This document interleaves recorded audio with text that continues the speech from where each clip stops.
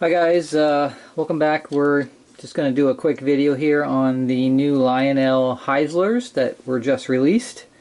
So these are the new Legacy Heislers. So a couple of features on them, and they released about I can't remember exactly. There's 5 or 6 different ones, and they're not all identical. They do have some subtle changes between them, but just some of the main features are, it is obviously a legacy locomotive. It has smoke, of course, out of the main smokestack, but it also has whistle steam, which I was kind of surprised that this small locomotive has whistle steam, since my 2-truck Shay, which is a little bit bigger than this, actually doesn't have whistle steam, but this one does, so that's kind of neat. There's a lot of the gearing and linkage at the bottom, all this stuff down here that moves. They have a couple of things on the tender here. There's actually a drive right here, so it's a drive axle that actually drives the wheels here. So if I spin this, you can see the wheels start moving. So this actually gets attached to the engine in addition to the normal connection here, and then there's a tether. So if you notice on the tender here, there's one pickup here, and then on the actual locomotive there's one here also, and there's not 2 pickups on the locomotive, there's only one. So you absolutely have to have this tether here, or else you're going to lose connection over tracks and crossovers and things like that. So that was interesting. Another thing that was kind of interesting is they sort of moved the switches. So now at the top here they have the whistle steam and the main smokestack on and off switches, so you don't have to go underneath the locomotive. And this is new. I've never seen this before, but on the front here, on the boiler front, if I open that up, that's where the program run switch is now. So again, nothing underneath, you just do it right here on the front. So that's kind of convenient. So you'll get the engine, the tender, you get a bag here that has the spare traction tires, and they have this new little tool to get the bolts out of the wheels if you need to change the traction tire. It's kind of neat. It's got a plastic handle on it now, and the actual metal end fits in the nut, so nut removal tool. And then of course you get your normal pipette and a little funnel for the whistle smoke. But that's it. This one does not come with an orange module, so I'm not sure if they're just going to stop doing orange modules, but I have the sensor track, so we'll see if that works, if it picks up the information on the sensor track. Otherwise you're going to have to manually load the information into the Legacy remote. So a couple of features. This one is the Meadow River Lumber Company version, and this is the only version out of all of them that they made that has this type of smokestack on it. So this is just an open smokestack right here. All the other ones actually have a flip open screen on the top of the smokestack, and it actually changes the way the smoke comes out of the locomotive. So when I was at the hobby shop, we ran both of them, and it was kind of neat because it more has a big wafting sort of thing that comes out of the smokestack because it's going through this screen, as opposed to the normal big puffs that you see out of the normal smokestack. So I really liked it, but unfortunately they didn't make the Meadow River one with the screen on the top for some reason. All the other ones do have it. This is the only one that doesn't. So if you haven't seen it, I suggest you go to your local hobby shop, check it out, so you can see the way the 2 different ways that it smokes. But it definitely looks different. It was kind of neat looking, something unique. So obviously you're going to put your smoke fluid here in the main stack, but for the whistle steam you do not put it in the actual whistle steam hole. You actually pull out this dynamo right here, and then there's a hole right here that you're going to put in for the whistle steam. So there's 2 separate smoke generators in this locomotive. They're not using a single one. And that's pretty much it. So the tender has, you know, reverse light on the back. And I'm going to use this to pull my logging disconnects, which is why I got the lumber company one. They had a couple other ones that were really neat. They have the Cast Scenic Railroad one, and that's the only one that actually has white walls on the wheels. So that's what's different about that one. So make sure you check it out before you actually purchase one, so you're getting the one that you want. The St. Regis Paper Company one was a little bit different too. It actually had a red painted window instead of the black window here. And one of them, I think it was the Cast Scenic Express, had the piping going the opposite way. So this piping here that comes out to this valve on this one was not on the other Cast Scenic one. That was not there, and they actually ran piping from this direction over the front here. So some of the details change a little bit between the road names depending which one you got. But I like the Meadow River one. I thought it was kind of nice with the striping on the tender, and then the way it sort of like curves up here. Not too much, and I didn't like the white walls on the Cast Scenic, so that's why I picked this one. If we look underneath it, you can see all the gearing, and this is obviously all going to move when it's in motion, so really nice details here.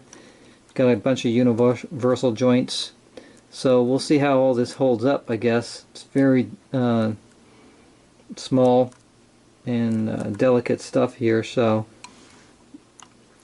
it is made for 031 curves or larger, but they do mention in the book that this tether here needs to be pulled out or lengthened if you're having problems going around curves. Otherwise the tender will not track right. And the tender, you know, has a little bit of weight to it, but it's not super heavy. So, and the overall engine is not very big at all.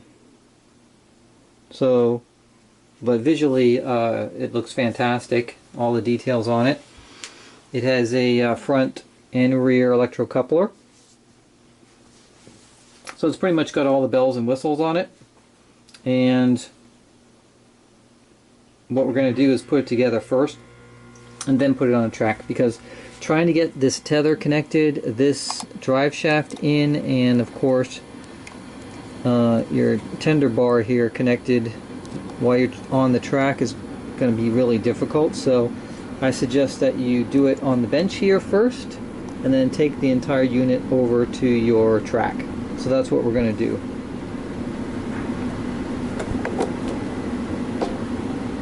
So first thing we're going to do is take the drive shaft here, and it just slides into its corresponding piece right here. So just get that started, and then take the tender bar, just make sure that's lined up there. And then we just have to get the actual tether connected here. Actually, we're going to push this tender bar out of the way here. Get the tether connected first here.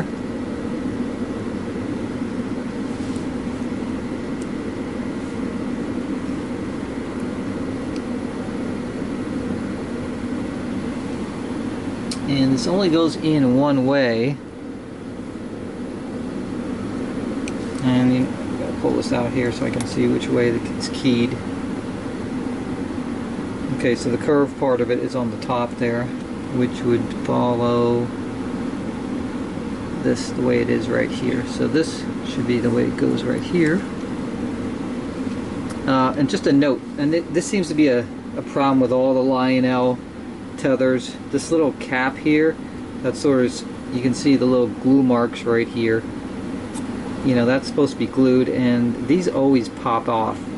It's just a really not the greatest design here for this connector. You won't notice it once it's all connected, but still, if you try to pull it out in the future, don't try to pull by that, because it'll just pop right off. Alright, so we got the tether connected first. And actually, now that I look at this, you actually have to have the drawbar connected first, because the tether's on top of it. Okay, so connect your drawbar first here. So get that connected first, then connect your tether, and then you should be able to put your drive shaft together here.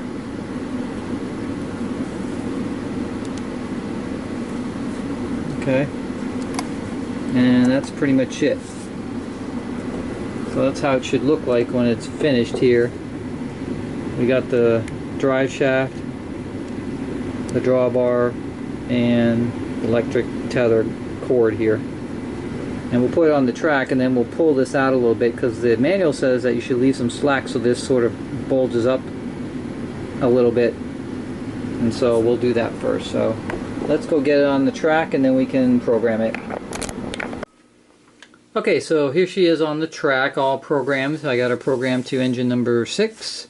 And just a side note, the instructions do list an orange module as one of the items that's supposed to be in the box, but from what I've heard, nobody has seen one in any of the boxes yet, so I don't know if that's just something they carried over in the manual and they didn't fix it, or if all these are shorted their orange module and they missed it at the factory. So it's one of the two, but I ran it over my sensor track and it programmed in everything for this engine, so I didn't have to worry about it. I don't need the module, but for those that don't have a sensor track, you'll have to manually put it in or call Lionel and see if a module is available. But it was listed in the instructions, so it just wasn't in the box. Alright, so let's just start her up here.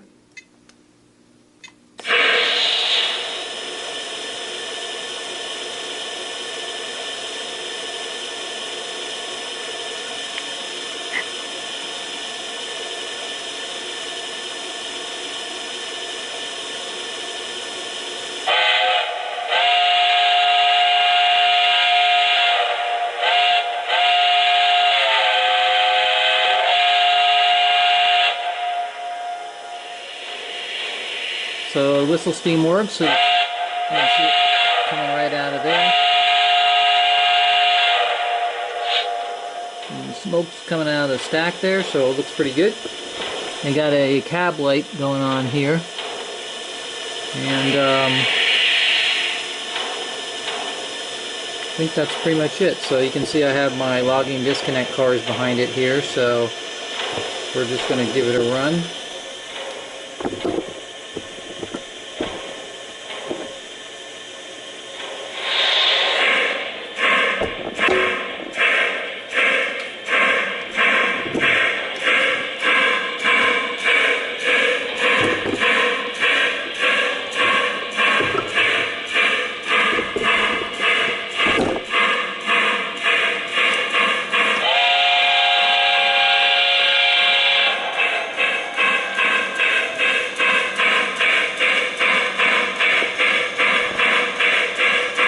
You can see all the gears down below there.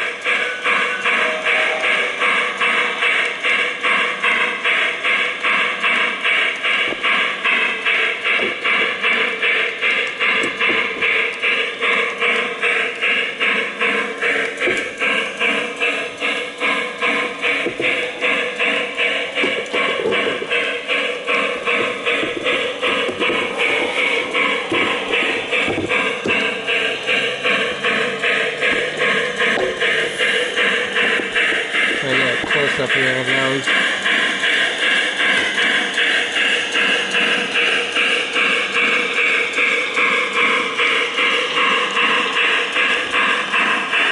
But smoke's pretty good.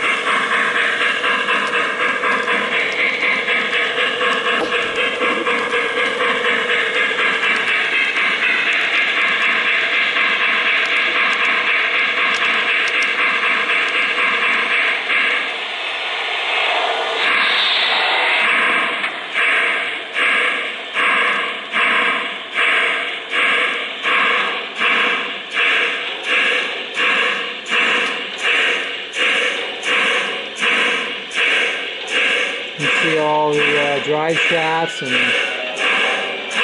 all the pumps here.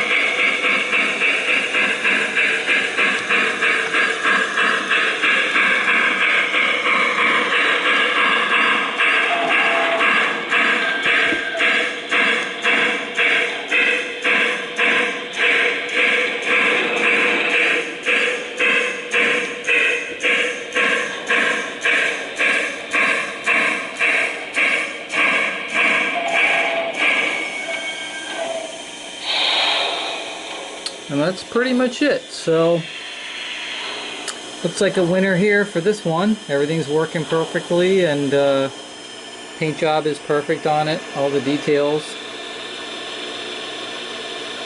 So I think the only thing about this was the missing memory module.